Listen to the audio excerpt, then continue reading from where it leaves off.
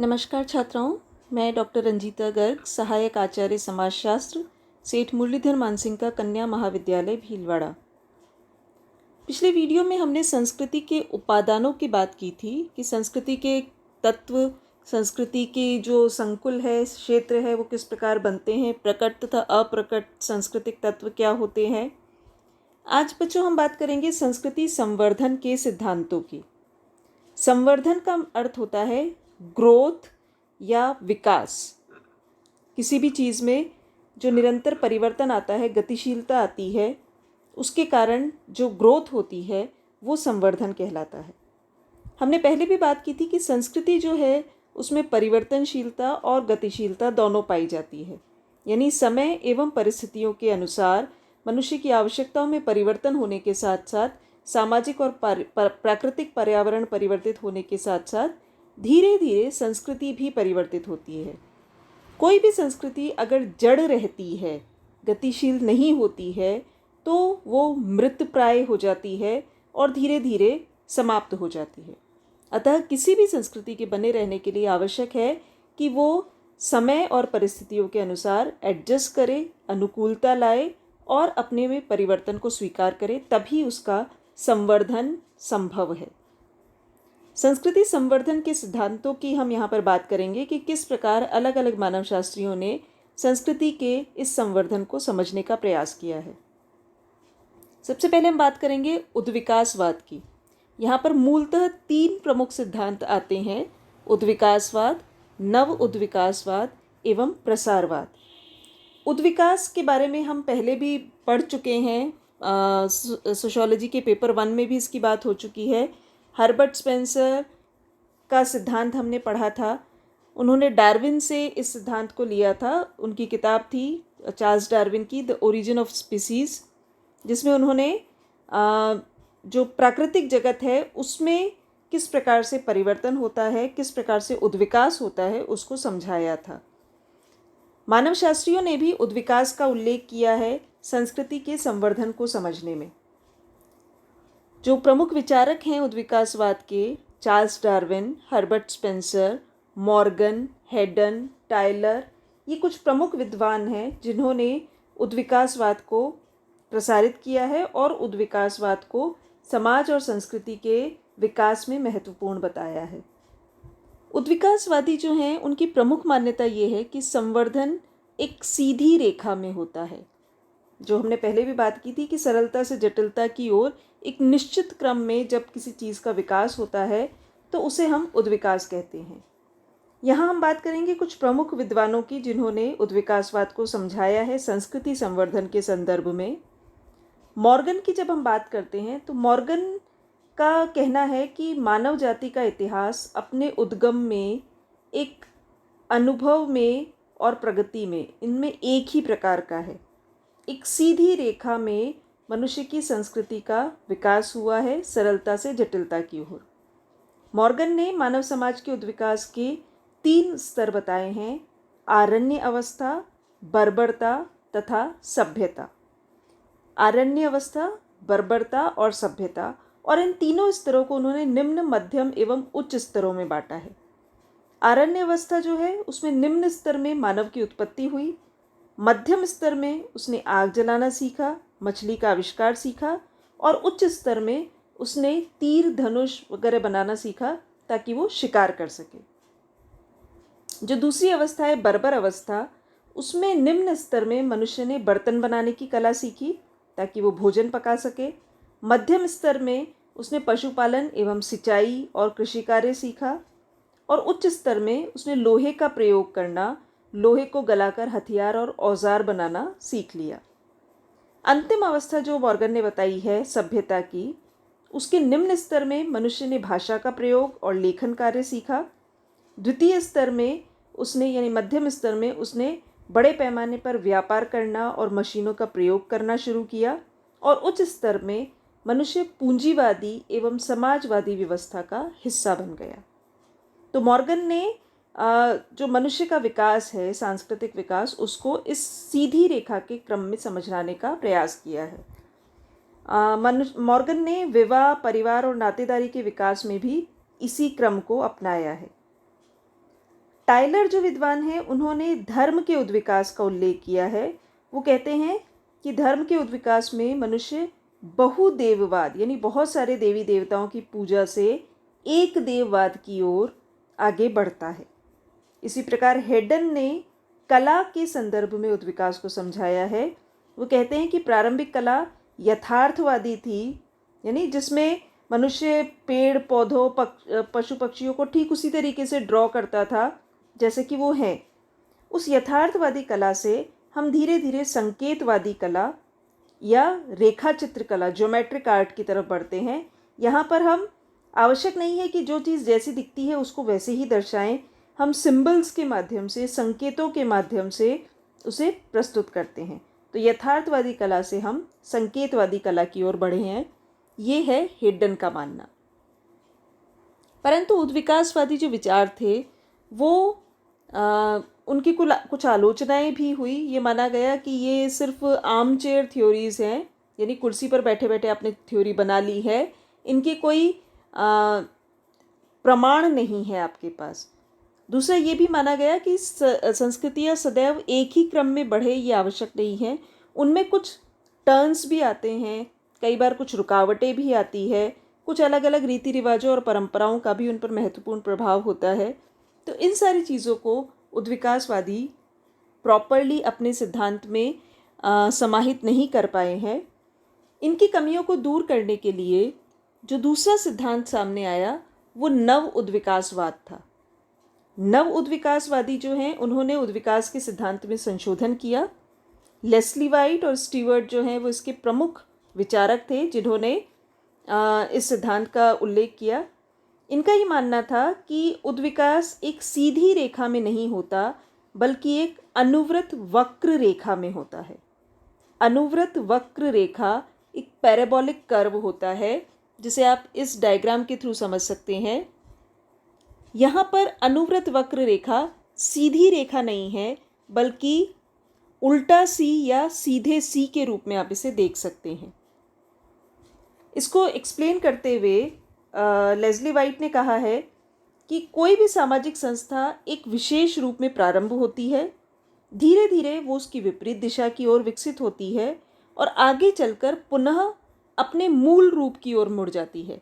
आप इसमें देख सकते हैं कि प्रथम स्तर से एक टर्न आता है द्वितीय स्तर पर, यानी वो एक विपरीत दिशा में गई, और उसके बाद तृतीय स्तर में वो उसी दिशा में है परंतु प्रथम स्तर से उच्च लेवल पर एक नए और उच्च रूप में वो तृतीय स्तर पर पहुंचती है। इसके कुछ उदाहरण भी हम यहाँ पर देख सकते हैं। जैसे हम संपत्ति पर सामूहिक अधिकार की बात करते हैं, तो जो प्रारंभिक काल था मनुष्य का, जो बिल्कुल आदिम काल जो था, जिसमें मनुष्य संपत्ति पर सामूहिक अधिकार रखता था, यानी कोई प्राइवेट प्रॉपर्टी का कॉन्सेप्ट नहीं था। द्वितीय स्तर पर आते आते संपत्ति पर व्यक्तिगत अधिकार की बात प्रारंभ हुई और तृतीय स्तर में राज्य का हस्तक्षेप संपत्ति में बढ़ गया, यानी सहकारी या राज्य के अधीन संपत्ति पर विचार या की अवधारणा जो है वो पुनः पनपने लगती है। इसी प्रकार प्रारंभ में हम देखते हैं तो आदिम काल में मनुष्य के पास वस्त्रों का अभाव था, वस्त्रों की उन्हें समझ ही नहीं थी, पत्ते भी लपेट लेते थे या किसी भी प्रकार से वो रहते थे।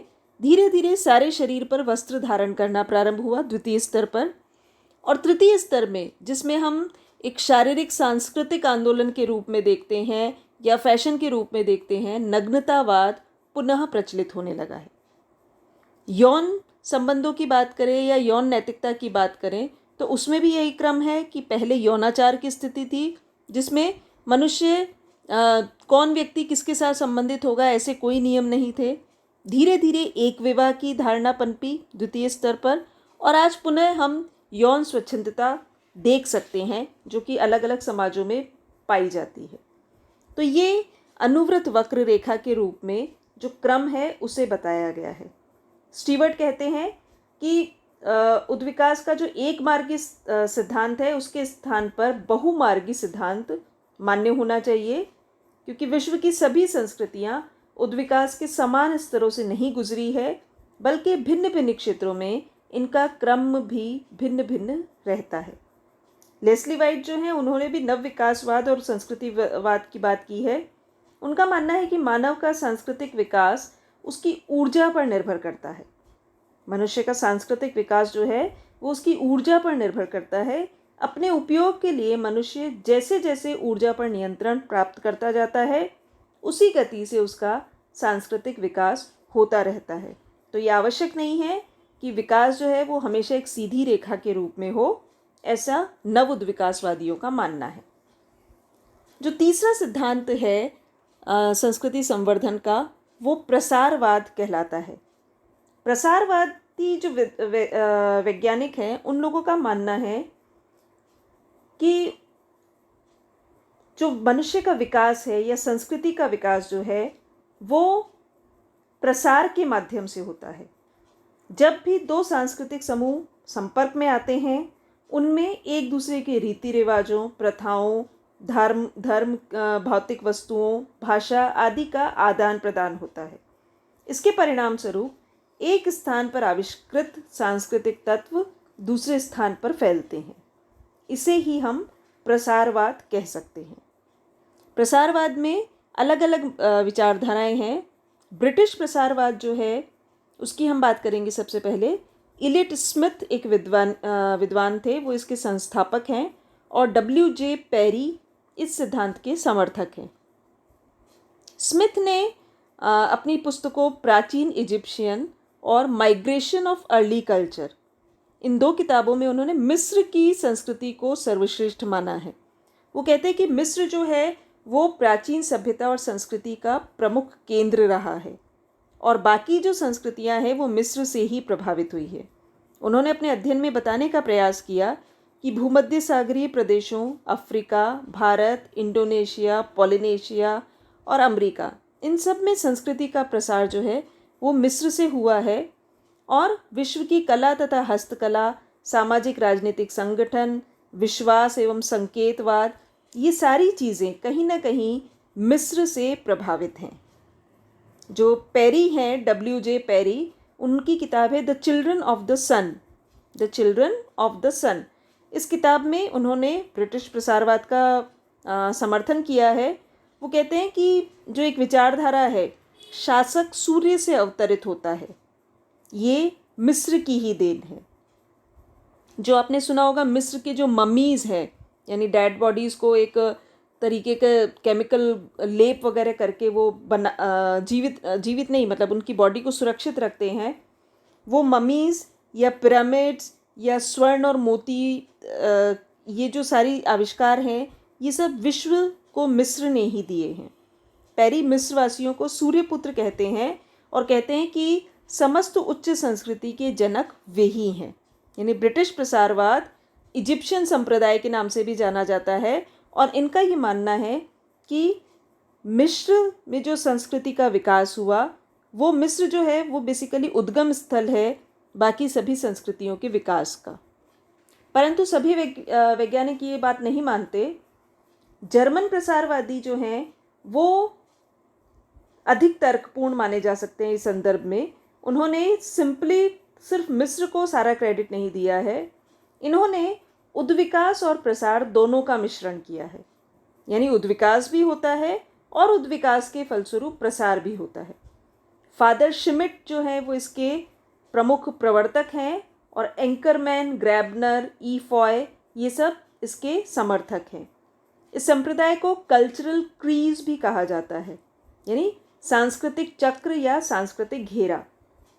इन लोगों का मानना है कि प्रत्येक संस्कृति के प्रसार का एक घेरा होता है। ऐतिहासिक प्रमाणों से आप ये इस चीज़ को जस्टिफाई भी कर सकते हैं। ब्रिटिश प्रसारवादियों की तरह जर्मन प्रसारवादी किसी एक स्थान को संस्कृति का उद्गम नहीं मानते। उनका मानना है कि भिन्न भिन्न स्थानों पर संस्कृति का जन्म हुआ और फिर दूसरे स्थानों पर उसका प्रसार हुआ।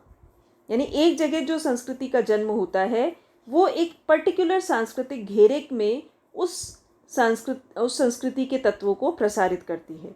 तो इस प्रकार से वो उद्विकास और प्रसारवाद दोनों के गुणों को लेकर ये कहते हैं कि संस्कृति एक जगह स्थापित नहीं होती, बल्कि उसका प्रसार होता है अलग अलग घेरों में। तीसरा जो है अमेरिकन प्रसारवाद, उसके प्रमुख प्रवर्तक है फ्रेंच बोआस और क्लार्क विस्लर। सांस्कृतिक प्रसार क्यों होता है उसको प्रकट करने का इन्होंने प्रयत्न किया और जर्मन प्रसारवादियों की कमी को दूर किया। इन विद्वानों ने संस्कृति तत्वों की व्याख्या करके उनके मिलन और आत्मसात का मनोवैज्ञानिक अध्ययन किया। बोआस जो थे उन्होंने उत्तरी अमेरिका को विभिन्न सांस्कृतिक क्षेत्रों में विभक्त किया और वहाँ की खाद्य सामग्री, धर्म, सामाजिक संगठन, गृह निर्माण कला, इन सब का अध्ययन किया और एक क्षेत्र में से दूसरे क्षेत्र में होने वाले प्रसार का उल्लेख किया।